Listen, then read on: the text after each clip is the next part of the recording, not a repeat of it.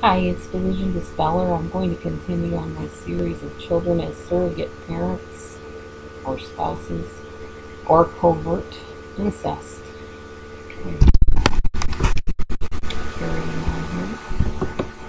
Let's talk about the invasive parent. You may have heard of the term enmeshment. It means not knowing where you begin and another person ends, so to speak. Um, the parent kind of seems like, well, they have the privileged position because they get to have this relationship with the spouse, like a sexual relationship or whatever their relationship consists of, and then they have the admiration of the child. Um, the child doesn't demand things of them, it doesn't criticize them, it doesn't ask them to change, it doesn't ask them to communicate like a wife would do to a husband. Therefore, it's easier for the parent, so-called parent, to do this with the child because they get unconditional admiration. The child just takes things as it comes. They're a child. They don't know any better. If their father is a drunk, alcoholic, if he's abusive, oh well, that's my daddy. That's just how he is. They don't really understand how to process all of that. Um, if there's unresolved issues in the marriage, um, then that's why this all happens because that spouse is not meeting their needs. The couple might have responsibilities together that they share and they might even be intimate still, but basically the child is meeting the emotional needs of that spouse. Um, so he kind of has like the best of both worlds, is what I'm saying. Or it looks like that, anyways. Um, I'm trying to read this as I go, so give me a moment here.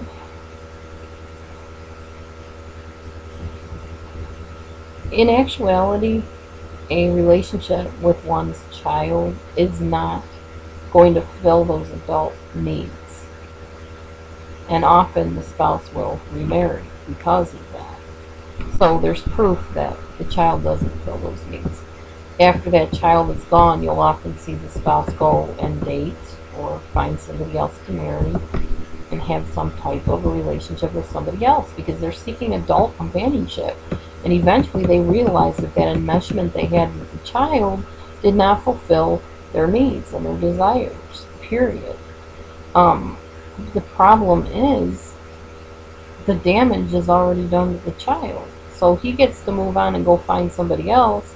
And there's this poor, messed up child that has been put in this very unhealthy, toxic situation of having to meet an adult's needs, her father or mother, nonetheless. Um, and it's very, very hard because during this time, as I said, the wife often gets jealous or the husband gets jealous.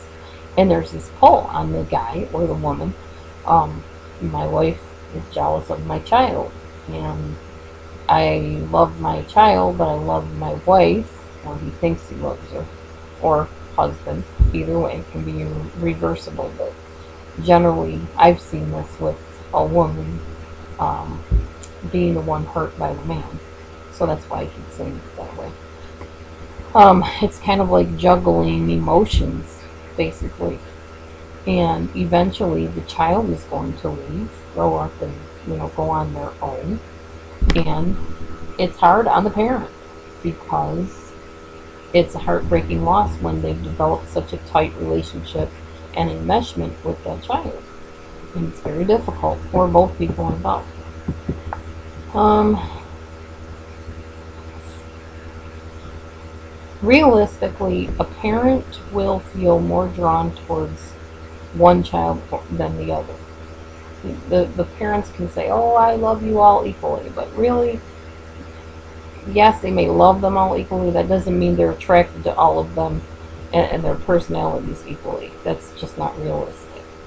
Um, there often is a favoritism that goes on. And it's not fair, but it does happen. And there's a lot of times that one of the children will feel left out, or the middle child, or like the sandwiched child. We had that in my former marriage. And it's very hard to maintain their self-esteem when they don't feel like they're valuable. When your brother or your sister has all the attention and all the what you feel is love, then you feel neglected and like left out. And your method of life is to go and seek your own place where you will find that valuableness from somebody.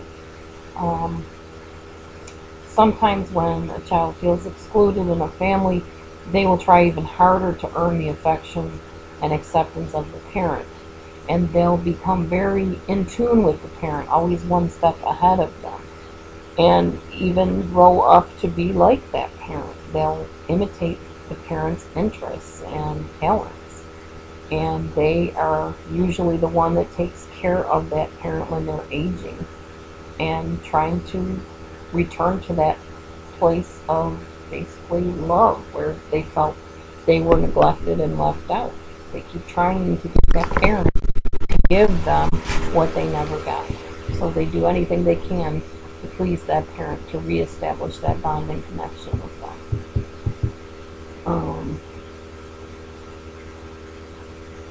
Children can be overachievers. They can be troublemakers. They can join dangerous organizations.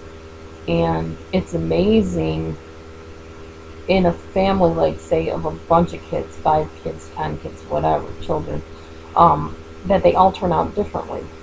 And what we don't realize is it's all about that family dynamic, involving favoritism or neglect or something where the child needs to come up with some way to cope, which is not smothered by their siblings. Okay. When it comes to this whole surrogate parent, child being the surrogate parent, there is always the spouse that feels like the neglected one. And it's a very strange relationship altogether. And there's a lot of jealousy produced, as I said in my other videotape. They have a hard time dealing with the fact that this little girl, this little boy has taken their place with their husband or their wife, because it shouldn't happen that way. But when it does, it's very, very hard for that parent to cope with that and to process that and understand it. So they resent the child. Obviously, they resent the spouse. And it puts a lot of guilt on the child that they don't understand why they're being resented. They're just doing what they know to do. It's very hard because the spouse that's being neglected will often lash out, and it really causes chaos in the family. Let's talk about the parent that's very passive and doesn't take a role at all in doing much of anything. My ex-husband was passive at times, so I can kind of talk from both ends of things. He was narcissistic and controlling, but he also had this, it's not my problem. I don't want to deal with it. Let the kids fight it out. Let them work it out. So yeah, he was like that. And he was the invasive parent as well as having a passive personality. And basically, the chosen child, I guess you could say, the one that becomes a surrogate spouse, is feeling unprotected when the mother or father reacts to the other spouse's favoritism of them. And the person that is the spouse that's being replaced, in a sense, by this child, if they're passive, they're not going to resist this. They're going to go along with it. If they're not passive and they're aggressive, they're going to fight that child. So either way, it's not healthy. We're going to continue on this in the next video. As always, if you're in an unsafe situation, please get help. If it's not safe to get out, tell somebody, and do not keep the family secrets, because it's the hidden things that stay hidden that are the most dangerous. Stay tuned for the next video. God bless you all.